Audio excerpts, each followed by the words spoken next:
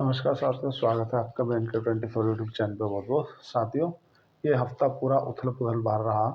कभी ऊपर कभी नीचे, कभी आगे कभी पीछे, जैसे बीत गया। बात कर लेते हैं एक दिन की छुट्टी के बाद अमेरिका के बाजार की। आज अपने बाजार की भी गिरावट की वजह समझेंगे और आगे की क्या रणनीति रह सकती है उस पर भी विचार करेंगे। 2 दिन की छुट्टी है। कल शाम क्षमा चाहूँगा, मैं कल वीडियो नहीं बनाया। मैं मेरे बड़े पापा एक्सपायर हो गए थे, इसलिए थोड़ा सा। साथियों, सबसे पहले बात कर लेते हैं कि युद्ध की स्थिति बनी हुई थी लेकिन फिर भी नहीं बन रही है, क्या सिचुएशन है। सबसे पहले तो समझो, युद्ध इसलिए नहीं हो रहा। अमेरिका के एक मंत्री हैं, उनकी तरफ से भी बयान आया है कि भाई छोड़ दो, पाकिस्तान के साथ युद्ध मत करो। पाकिस्तान वैसे ही अपने आप को सरेंडर कर रहा है।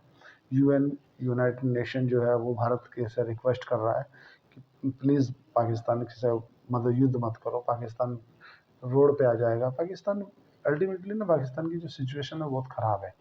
ना तो वो युद्ध करने वाली कंडीशन में है, ना उसके पास में उतना पैसा है, ना सरप्लस सेना है। ठीक है, भारत आज कुछ अलग ही लेवल पे है। थोड़ा सा बाजार के ऊपर भी नज़र डाल देते हैं।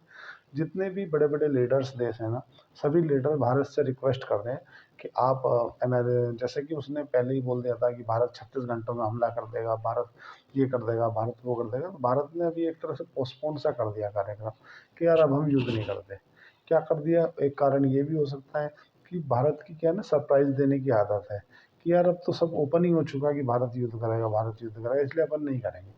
आप आपने धारा 370 देखा होगा, एकदम से ही ये सरप्राइज किया। राम मंदिर का फैसला एकदम से सरप्राइज किया। तो नरेंद्र मोदी जी और भारत सरकार की, बीजेपी सरकार की एक नीति रही है सरप्राइज करने की। तो इसलिए हो सकता है सरप्राइज के चलते उन्होंने सोचा यार अभी युद्ध नहीं करते। तो ये 2-3 दिन जो बाजार में छुट्टी रही, इन छुट्टी के बाद में कुछ खराब खबर नहीं आई। एक दो अच्छी खबर आई। अच्छी खबर आई ये कि चाइना ने बोल दिया कि हम अमेरिका के साथ में अपने जो व्यापारिक हित हैं उनके साथ में आगे बढ़ रहे हैं। तो कुछ उम्मीद वहाँ जताई जा रही है। दूसरा कि 4 दिन तक डाउ जोन की उतार चढ़ाव के बाद भी, चार मतलब 1300 पॉइंट चढ़ के बंद हुआ। बॉटम बन गया अमेरिका का, ये कहना जल्दबाजी होगी, लेकिन काफ़ी उतार चढ़ाव के बाद रहा। दूसरा क्या है कि जो शॉर्ट करने वाले थे वो फंस गए। आज जो तुम्हें देखने के लिए मिला ना, आज मतलब निफ्टी में ऊपर नीचे दिखा, लेकिन जो इंडिविजुअल स्टॉक की बात करो ना, आपके स्टॉक नीचे ही जा रहे होंगे।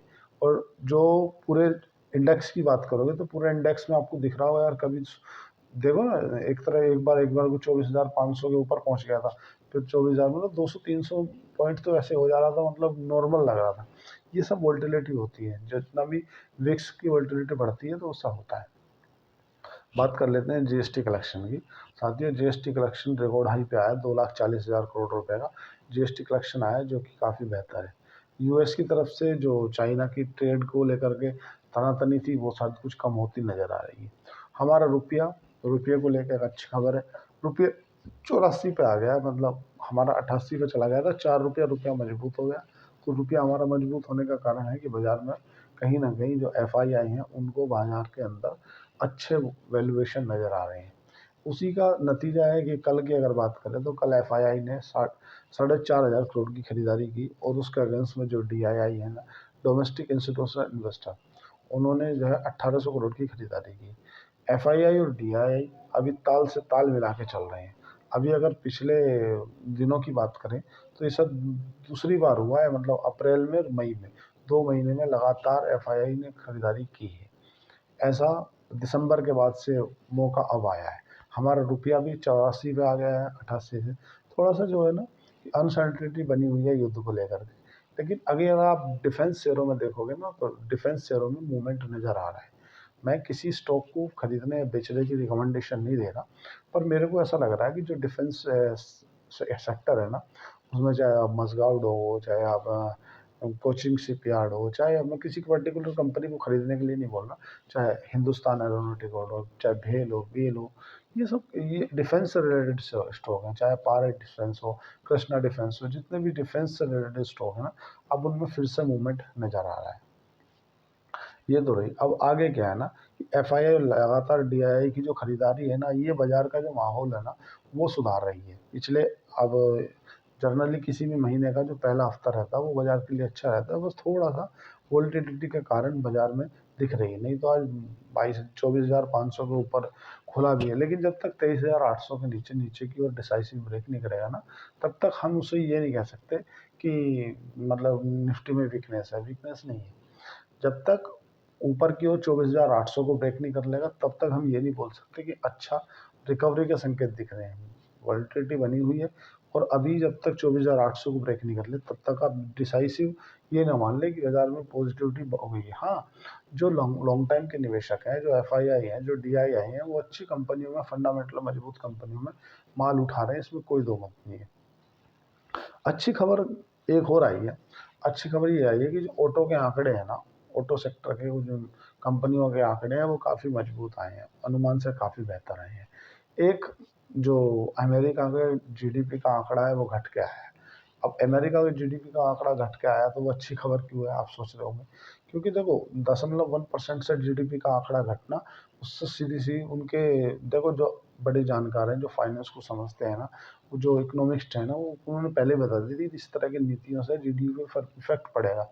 लेकिन डोनाल्ड ट्रंप ने इस पूरी जो जीडीपी का आंकड़ा घटकाया, उनने जो बाइडन थे, बाइडन के माथे मर दिया कि ये बाइडन के कारण आया, मेरे कारण नहीं आया। तो पहली बात तो आपको ये मान के चलनी पड़ेगी, वहाँ की जीडीपी का आंकड़ा खराब आने, इसका मतलब रेट कट होगा। रेट कट मतलब फेडरल बैंक जो है वो अपने रेपो रेट में बदलाव करेगा। रेपो रेट में बदलाव करेगा मतलब उनके जो एफआईआई है ना, वो भारत में पैसा डालेंगे। भारत में पैसा डालेंगे, जैसा लगातार पिछले 10-15 ट्रेडिंग सेशनों से डाल रहे हैं, उसका आपको इफेक्ट देखने के लिए मिल रहा है कि हमारा रुपया 4 रुपये मजबूत हो गया, मतलब 88 रुपये पर चला गया था। $1 = 88 रुपये। अब बात करें अगर हम चांदी की, तो चांदी 94,000 आ गई। 92,000 के आसपास सोना आ गया, तो सोना भी टूटा है, सोना भी काफ़ी कमजोर हुआ है। बात करें क्रूड ऑयल की, तो क्रूड ऑयल 61-62 रुपये पे चल रहा था, थोड़ा सा उसमें उछाल देखने के लिए मिला है। सब चीज़ ठीक ठाक नज़र होती आ रही है, तो इसमें लगी कि 65-66 के आसपास क्रूड ऑयल बना हुआ है। एक अच्छी खबर थोड़ा सा साथियों ये भी है कि बाजार के अंदर मूवमेंट आना, या बाजार खराब खबरों पर ना गिरना। देखो दो सेंटिमेंट होते हैं। जब बाजार के अंदर कमजोरी होती है तो आपको ये देखने के लिए मिलेगा कि बाजार के अंदर अच्छी खबर आ जाती है तो भी बाजार नहीं भागता, मतलब बाजार के अंदर कमजोरी है, वीकनेस है। और जब बाजार के अंदर पॉजिटिविटी रहती है, मतलब बाजार अच्छे ट्रेंडिंग जोन में रहता है, उस समय क्या होता है, खराब खबरों के बाद भी बाजार नहीं गिरता। मतलब भारत पाकिस्तान का युद्ध होना लगभग तय था, इतनी खराब खबर थी, उसके बाद में भी आपके बाजार में वोलेटिलिटी तो बनी हुई है, लेकिन बाजार गिर नहीं रहा है। इंडिविजुअल स्टॉक गिर रहे हैं वो अलग बात है, बाकी आपके जो निफ्टी 50 है, सेंसेक्स है, बैंक निफ्टी है, ये नहीं गिर रहे। कारण कारण सीधा सा है कि बाजार के अंदर मजबूती बनी हुई है। अब जब कमजोरी थी बाजार के अंदर, अब सितंबर से, और अभी 6 महीने पहली बात करें, तो अगर बाजार के अंदर कोई भी अच्छी खबर आती थी तो भी बाजार गिर जाता था। मतलब अच्छी खबर पे भी बाजार अपने आप को रोक नहीं पाता था, बुरी खबर पे तो गिरता ही था, अच्छी खबर पे और भी ज़्यादा गिर जाता था। और एक अच्छी खबर ये भी अपने आप में अच्छी है कि 4-6 दिनों में कोई खराब खबर नहीं आई है भारत पाकिस्तान को लेकर के, मतलब तनाव बढ़ाने वाली। ये तो पाकिस्तान पक्की बात है, जब अमेरिका के उन्होंने बोला है कि आप इसे छोड़ दो, कोई बात नहीं, युद्ध मत करो, तो एस जयशंकर जो विदेश मंत्री हैं, उनकी तरफ से जो बयान आया है, उन्होंने कहा है कि नहीं, बदला तो लिया जाएगा। तो इतना तो पक्का है कि हमारी सरकार बदला तो लेगी, कोई ना कोई माहौल तो जरूर बनाएगी, पर सरप्राइज करेगी।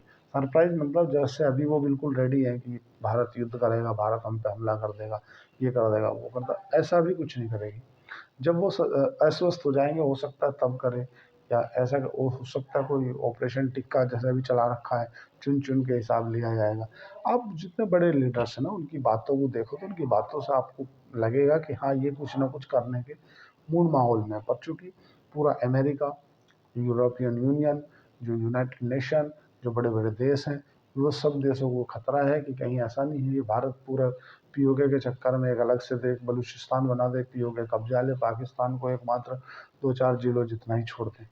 हो सकता है, इतना कोई मतलब मैं कोई एडवाइस नहीं कर रहा ऐसा हो जाएगा, पर सरकार है अपने भारत के पास में अत्याधुनिक हथियार हैं। मतलब पहले, जैसे पहले जब 1972 में युद्ध हुआ, 1999 में हुआ, ना तो उस समय भारत की इतनी इकोनॉमी मजबूत थी, ना भारत उस समय पर उतना जो है अस्त्र शस्त्रों से परिपूर्ण था। आज भारत के पास अस्त्र शस्त्र भयंकर हैं, इकोनॉमी अत्यधिक अत्यधिक बने, मतलब वो उससे कई गुना है। जितनी पूरे पाकिस्तान की जीडीपी है उससे ज़्यादा तो अकेली मात्र तुम्हारा बम्बई की जीडीपी है। तो जीडीपी के मामले में तो कहीं कहीं कुछ नहीं लग रहा। पैसा उसके पास में है नहीं, 4-6 दिन का पैसा है मात्र पाकिस्तान के पास में।